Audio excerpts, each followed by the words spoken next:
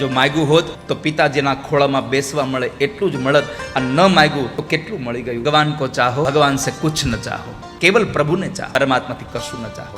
અને એ ધ્રુવજી મહારાજે ભગવાનનું ભજન કર્યું, ઘરે આવ્યા. પણ અહીંયા એક શબ્દ બહુ સુંદર લખ્યો છે. જ્યારે ધ્રુવજી મહારાજ ઘરે આવ્યા ને ત્યારે ધ્રુવજી મહારાજ કચવાતા મને ઘરે આવ્યા. કેમ કચવાતા મને ઘરે આવ્યા? તો કહે છે કે ભગવાન પાસે માગવી જોઈએ મુક્તિ, અને મેં માગી લીધું બંધન. સમય પસાર થયો, રાજા બન્યા.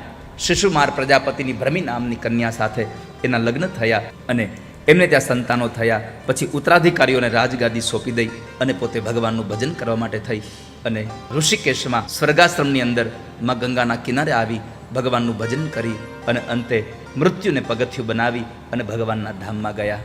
આ કથામાં બે ઉપદેશો મળ્યા. એક, ભગવાન પાસે કશું માગવું નહીં, અને બીજું, પરમાત્માને ભજવા માટે કોઈ ઉંમરની મર્યાદા નથી હોતી. આ બે ઉપદેશો આપણને ભગવાનની કથાના મળ્યા. ત્યાર પછી